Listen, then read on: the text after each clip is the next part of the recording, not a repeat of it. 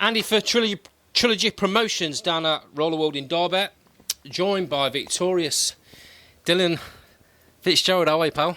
Yeah, I'm good. Good, thanks, yeah. So, that fight had everything, mate.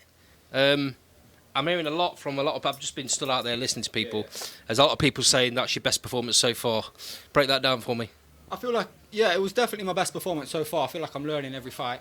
But like I say, there's always room for improvement, as this man here will tell me every time. But yeah, I felt like at times, even coming out straight away, I was getting too close. I was throwing my good shots, like long range shots, and then I was getting too close. So it's all learning experience and room for improvement for the next fights and so on. Okay, it wouldn't be an interview with you and your gym if I didn't get a direct answer from the man himself. So Clifton, break that down for me, mate. Dylan, I've trained a lot of fighters in my career, yeah, hell of a lot of fighters. And Dylan is the most frustrating boxer I've ever worked with in my life. Put it like that. He should have stopped this kid within 3 rounds, my personal opinion. Understand? If he listens, he'll do this. The kid's got all the ability in the world to go very, very far. But if he does his own way, he's only get to a certain level. So, for me, he knows what level. He knows the score I give you. I'm not going to say it on camera. Out of 10, I give him a score. And he said it's lower than the last one I gave him. Understand? That's because for what he has, his tools and his ability is a lot better than what he's showing me right now. The only good thing about it is that he can get better.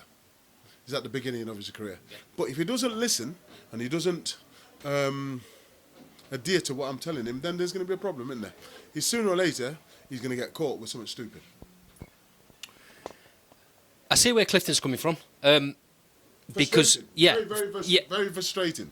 He's very frustrating. But I've had him for about, how long have you been in my gym, Dan? Over 10 years, 11, 12, maybe 30. And out of, probably listened more this fight than he's ever listened, but he still is not listening enough. Understand? And I'd say that for you and your career, you can do it your way, we can do it my way. And I've said to him that if he listens to me, it's going to be a lot easier than doing it his way. And that's as much I've got to say on the subject. I get it. You see it? I see it. I personally see it. We've done a few of these interviews now, and I always say to you, how do you think you did in the fight? And your team are always very straight. Yeah. There's one thing I can say about One Nation. They're always very, very straight. Even when Clifton's not been there, the team are very straight. They say it how it is.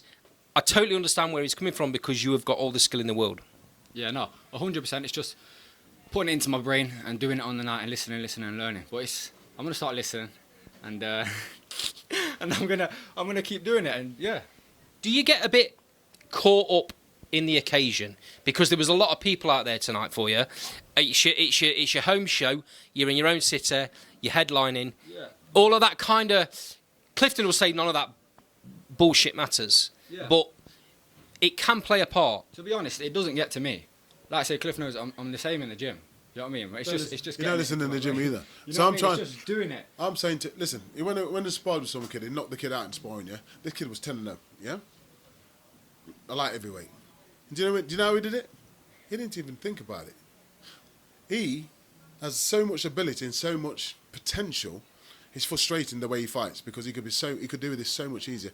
These kids, he should be blowing these kids away. No disrespect to that kid, the kid's decent, but he has the ability and the skill, and the stature and just the range, everything to be getting these kids out there. And if he just listens a little bit more, because let's get it right, we can't move you up to the next level just yet until you start listening. When you start listening, then we'll start boxing for titles. Until then, it's a 50-50. I don't want to box for titles unless we're going to win. Yeah. Understand? So that's how it's going to stay. You know what I mean? That's how it's got to stay. And listen, 10-0 away from his victory. He got the victory first and foremost. He got the victory, and for me, he didn't box that well, but he's boxed better than he's shown before. Yeah. But for me, I know how much there's. That's like from what he could do. 2% of what he could do. You know what I'm trying to say to you? So what I'm saying is, from the manager, trainer, friend, fact, I've known him most of his life. So I know what he can do, and that's what's frustrating for the gym. Me, Mikey, Frosty, Adam and Adi in the gym. We watch him and we see what he can do, and we think to ourselves, why doesn't he just stick to it? And sometimes, you know what it is? I've been there. You get bored of using a jab. Yeah. He gets bored of it, but I won't get bored of something that's working. It's working.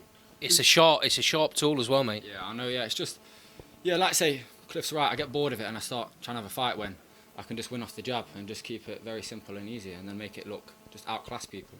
And you know what the thing is, yeah? You know when you're using that jab, you're hypnotising them with it. You're hypnotising them with it. You're hypnotising them with it. Before they think, they have to react to everything. Because you're hitting somebody with a jab, they have to respect it. Yeah. And that jab opens the key to all doors. Lost art in boxing. Yes. And the jab opens the keys to all doors. Yep. Understand? That's it. In flashes tonight, it was Very brilliant. Good. Yeah, it's very good in flashes. And then he'd go into some madman zone. I don't know what's going off in his head. I don't know what he's thinking about in his head. But he goes off into some madman zone where I'm thinking, why are you doing that for? Why? There's no need. But we're getting there. We're just slowly. But sooner or later, you can't have all these wins, keep having these wins. These opponents are going to get better and better. Course, yeah. And you're not going to be able to make these stupid mistakes. I know myself, the better the opponent, the better Dylan Fitzgerald you get on the night. You know what I mean? Because when I know I'm really got to be on my game and someone's throwing sharp punches where they're opening themselves up for counters, the better the opponent, the better I will perform. And like I say, tonight it was a better opponent, and I feel I performed better than my last fight. Yeah, 1,000,000%. He was a lot better. I was in Dubai.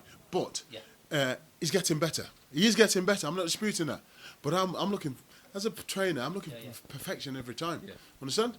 I'm not going to say, oh yeah, it was a really good performance. And I respect that. Because I will tell you the truth. No point blowing smoke. Yeah. I know, because I know we can do a lot better, because there's better kids out there you're going to be facing. Yeah, of course. I get what you're saying. The better opponent, the more open they're going to be. They're going to throw their own shots, which gives you the opportunity. But what Clifton's saying is he needs to see that before he puts you on that next level. Yeah, of course, yeah. I know, it's just going back to the gym and improving. Yeah, we'll go back again. We'll go out again in June.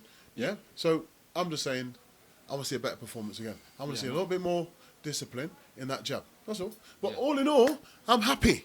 He won, and I've seen improvements. Well, first and foremost, like I said to you, he's got to listen, and he's also got to obey. Understand? 100%.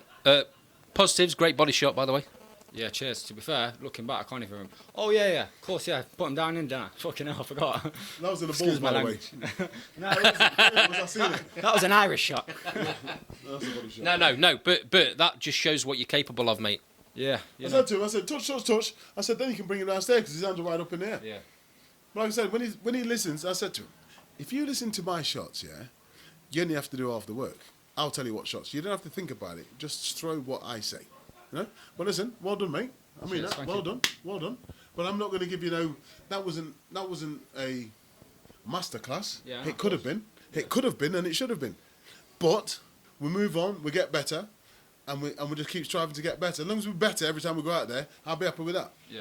This is why Clifton produces champions, mate. Yeah, 100%. Because he won't settle.